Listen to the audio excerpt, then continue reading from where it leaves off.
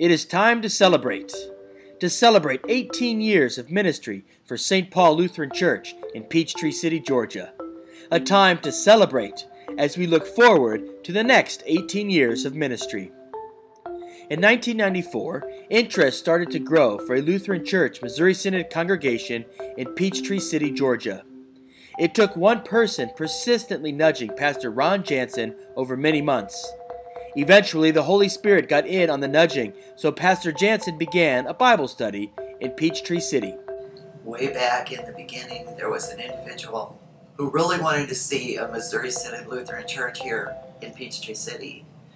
And she had approached Pastor Jansen several times about that until he finally consented that he would start a Bible class here, and they rented an office space to do that, and he became a mission developer. And then there was another individual who never was a member here, never became a member here, but was mission-minded and wanted to see a Missouri Synod Lutheran Church in Peachtree City, and donated a lot of money to buy the land that was chosen on this spot to become St. Paul Lutheran Church, Peachtree City, Georgia.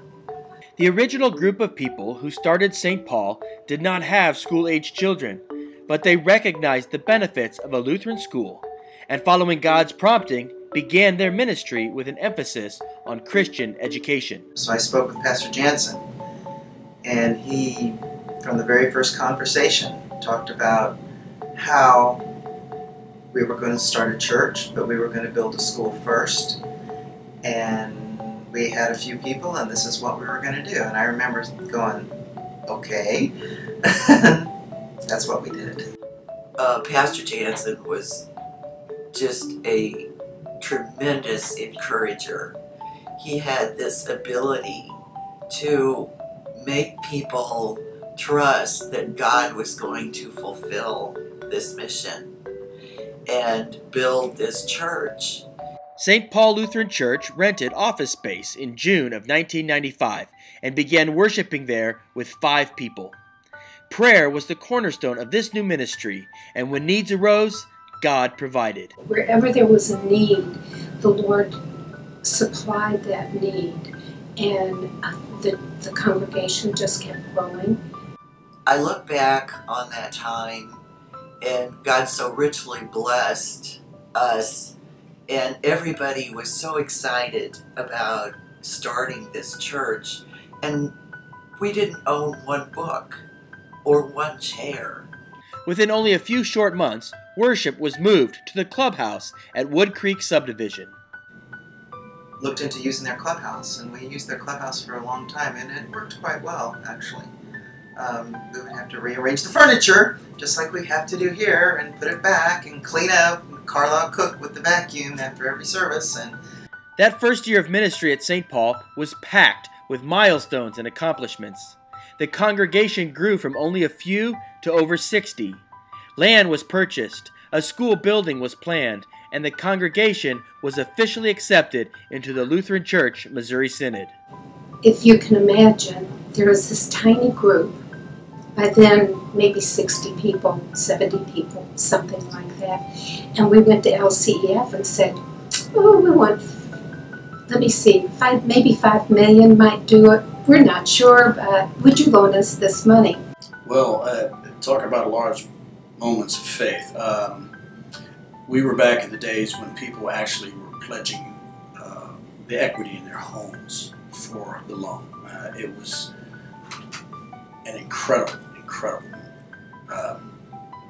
And it was a leap of faith. I mean, we had a group of people here who came out and just, believed in the Lord and went for it.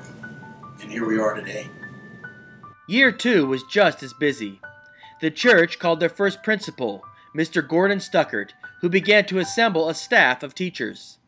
The goal of Year 2 was to have a school building ready for the fall of 1997, when school would begin. Chuck and I came up here in May to visit and to see what it was all about, and Gordon had already hired 6 teachers for his 10 or 15 students that were enrolled, and so it was getting to the point, do we keep hiring teachers or not?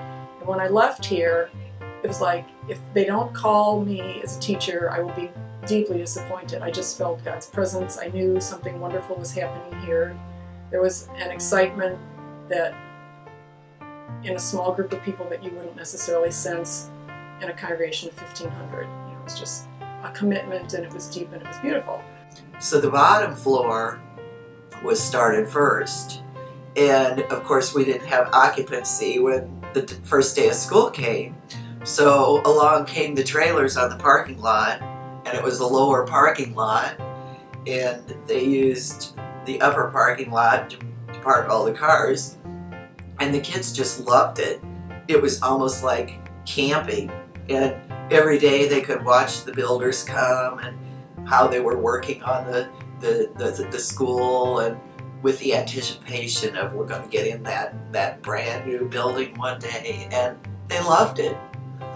Just before the school was to open, and we had trailers or modules, if you will, out in the parking lot, we had to have landscaping. It was a lot of landscaping. The people, all the congregation, everybody came out. We were digging holes in August and planting.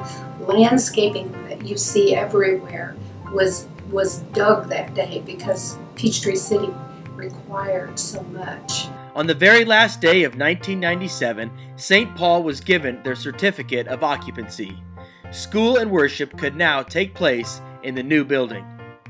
This new building housed a gymnasium, 7 classrooms, and an office. The school used the facility during the week. Sunday worship services were held in the gym. St. Paul was so small when we started. Everybody knew everybody, and everybody helped. When there was a work party, everybody came.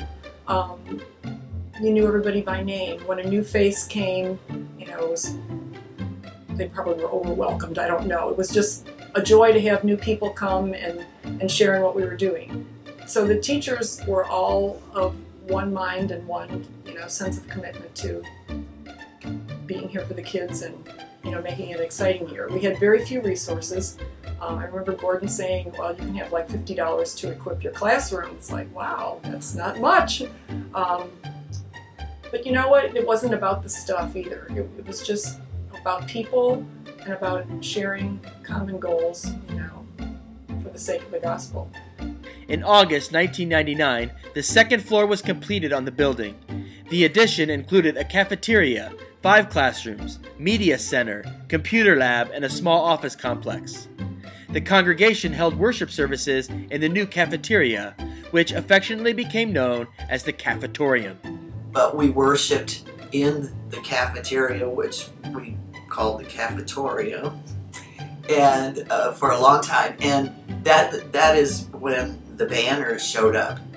The banners, the fruits of the Spirit: love, joy, peace, patience, kindness, goodness, faithfulness, gentleness, and self-control. And those banners in there have been there since this building, this top floor, was occupied. They were put up there for the dedication, and they are still there, and I love seeing them still there. It's a wonderful reminder.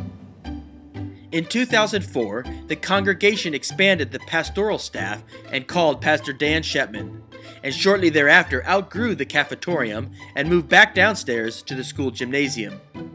By 2011, St. Paul Lutheran Church and School was ready to build their first dedicated worship space and to expand the building to include more space for Bible studies and community events. And I don't ever miss having a church to worship in until I go somewhere else and I sit in the pew and I, you know, see a different setting that's not spelling gymnasium to me. And that's when I miss having a place set apart for worshiping God. You know, God has been so faithful and strong and stood with us and blessed us in so many ways for so long that I really would love to have a place where we can pay Him the honor that He's due and set that apart as dedicated space.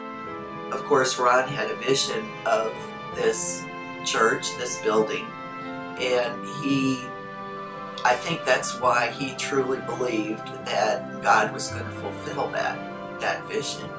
Of course, he saw the school built and died 6 years ago, so he was not able to see the church building, but that's one of the reasons why I am still here, because I want to see his vision fulfilled someday. I want to see that church building. I want to see the whole thing done. A capital campaign was started with the name More Than We Can Imagine. Okay, when we heard about the capital campaign, Dan and I had taken the class Financial Peace. And we said to ourselves, Dave Ramsey would never do this. This is not a good option for us. So Dan and I really thought about it, and we were not feeling good about it at first. And then we really had to take a step back and really pray about it and really think about what we needed to do, what God was leading us to do. And that was a very hard thing for us to do. And so we really stepped out, especially Dan. He really stepped out to make that commitment to the church. But it was a pure step out on faith, and we're glad that we made that commitment. When Pastor Jansen spoke to me for the very first time, he talked about this new concept, because normally, traditionally, you start a church, and then it builds and you open a school. And we were doing it just the opposite, which had never been done in Missouri Synod Lutheran Church before. And eventually, we knew we would get a sanctuary, but for us, so much the focus was just the school. And a sanctuary was like a pie-in-the-sky dream almost. And so the fact that we are now getting close to that goal is, again, very heartwarming and just sort of, it's almost unbelievable. It's, do we dare really dream of that? Do we dare think that that's really going to happen? And of course we can, because you look around at what else has been accomplished. Of course we're going to have a sanctuary. It's like, no doubt. One of the things that I remember during the groundbreaking, as we talked about the layout, we went down there and there were a group of us that actually, did the groundbreaking. We have the pictures out there in the hallway. We walked up and they talked about the layout of the school, and it was back then, eventually the sanctuary should go here. And that was something that everybody just kept going forward, kept that idea going forward. God was certainly doing more than we could imagine during this time. As 2013 rolled over, St. Paul has begun a new era of ministry. We continue to raise funds to build our first sanctuary. We are in the process of discovering who God has called to be our next pastor. Meanwhile, God has sent us a new minister to families and children in Dr. Joel Dietrich, and a new minister to youth in Daniel De Hoyos. St. Paul is positioned to share the saving message of Jesus Christ in a very unique way through our Christian day school, worship, and ministries to children and families. As we live out the mission of bringing Christ to the home and transforming lives with eternal values, we pray that this process will result in developing fully devoted followers of Jesus Christ. Every time there was a need, the Lord met that need, whether it was through people or whether it was through circumstances or what. It was amazing to watch. And it's actually a miracle that continues to happen even today. It fills my heart to see what we've accomplished so far. When I think back about us sitting in Wood Creek with a few people and voting to start this congregation, this school, and seeing it built, and our children starting here, the very first year it was open, and looking around now, I go, with God, nothing is impossible.